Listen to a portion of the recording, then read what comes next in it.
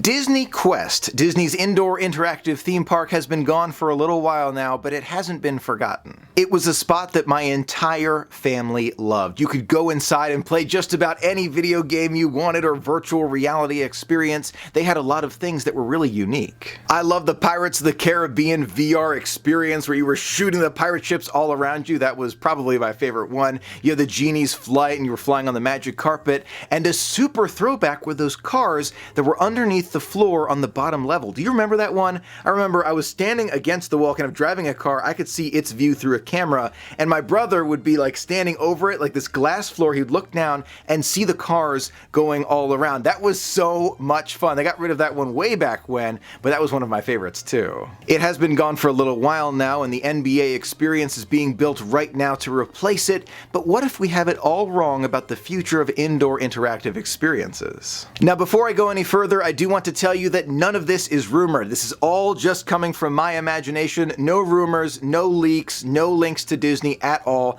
My and Figment's imagination. So what am I dreaming of today? Well, let me give you a little bit of reference. A few months ago, I tried an experience called Secrets of the Empire, which is a VR experience hosted by The Void at Disney Springs. I mean, that was one of the most amazing things I've ever done. I don't want to ruin anything, but it's basically you become a stormtrooper. You feel what it's like to be a stormtrooper.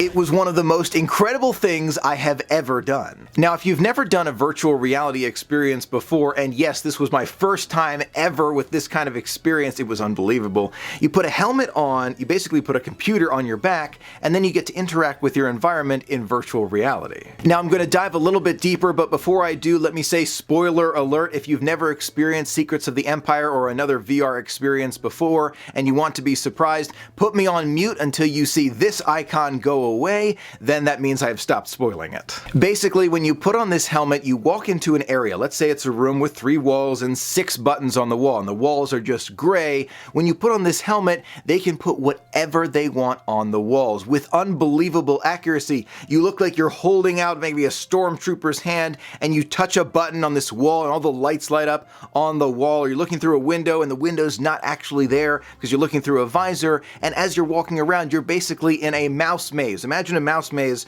from the top, and you're walking around the maze, and all the walls are gray, but through the visor, they make it look like something totally different. The accuracy of this experience was unbelievable. Whether you're going around, you can feel the heat from the lava flow right next to you, or you get hit with a blaster and you can feel it in your shoulder when you get hit. Nothing painful, but just that little hit right there. It's like, oh, I got hit with a blaster fire. It is amazing to experience. Can't recommend it highly enough. The Void at Disney Springs really made me feel like I was transported to a brand new place, and I would do it again in a heartbeat. It was so realistic, I want to go back again and again and look around everywhere to see more of that environment that I may have missed. And just a few days ago, we saw Disney's interest in this continue to evolve with Ralph Breaks the Internet VR experience, one that I'm hoping to try in the not so distant future. Now, if this was it, a virtual reality experience at Disney Springs where we can interact with the environment for a fee and see something brand new and have this experience, that would be great, and I know it would be very successful. But if I was on the future Imagineering team at Disney,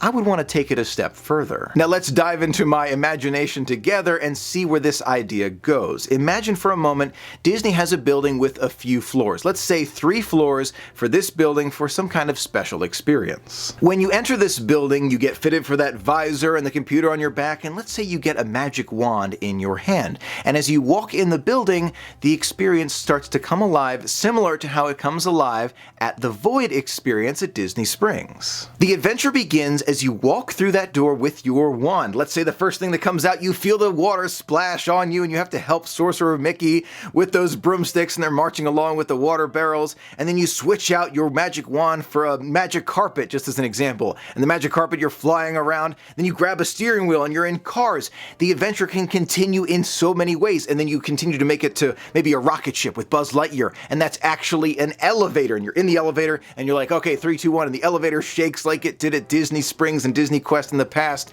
There are so many ways that Disney could go with this and make it an experience that we could all really enjoy. In my imagination, this is an area that Disney could create and continue to evolve over time. So as new stories come out, they can add to it or change some things or update it and continually refresh it without a major overhaul to the building. If Disney created something like this where you had a multiple level experience and you made your way through the Disney stories and maybe it went on for 45 minutes or an hour, it would be a breakthrough in entertainment. Now I know what you might be thinking, Michael, if this experience does have an additional cost, which I would imagine it would we want to go over and over again unless there was a major update, which would require Disney to change the story and do more programming, which costs more money? Is it something that is repeatable? Let's assume that was true, even though I want to go back to the Star Wars Secrets of the Empire and the Wreck-It Ralph VR experience, which I've never done before. Let's assume you went to this experience, you tried it once, you say, okay, I tried it once, and that's enough for me.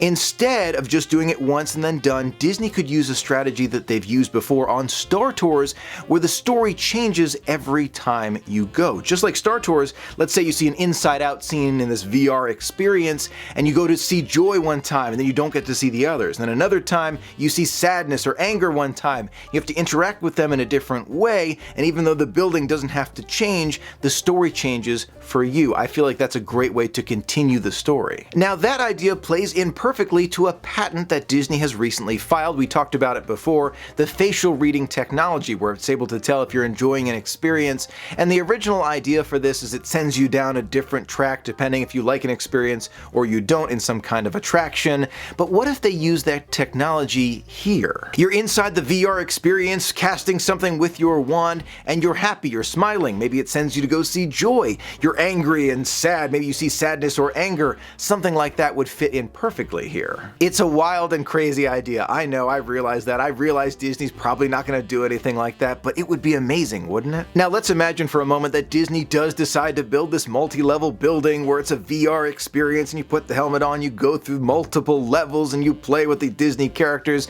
Let's pretend for a moment that that did happen. How much would you be willing to pay in addition for that experience? Let's say it's an hour access to this hyper-reality experience, the Disney story, and maybe you have unlimited access throughout the day on another floor where they have other VR-style technology, maybe a lightsaber battle with Darth Vader and things like that. How much would you be willing to pay for that entire experience? $100, $200, maybe even $300 per person per day for a building and experience like this? I wouldn't be surprised. A virtual reality building where you can experience your own Disney adventure would be truly incredible, but right now we can see Disney taking a different direction that I think many of us are extremely excited about with the Star Wars Hotel. Instead of a VR helmet and a computer on your back, you can see it with your own eyes. The Star Wars Hotel is supposed to be themed like no other place at Walt Disney World. I know many of us are really looking forward to it, and this brings up a really good question. Between the two, which would you prefer? We don't know for sure, but let's just imagine that the Star Wars Hotel costs $1,000 or $1,200 per person for that 2-day experience versus this hypothetical building where you have this VR experience, let's say $200 per person per day. Which would you rather experience? Something with your own eyes where you're truly immersed, or a VR experience? I would love to hear your thoughts on this in the comments below and in the poll right there. Thank you so much for being a part of the magic with me and sharing in my imagination today. Until next time, have a magical day.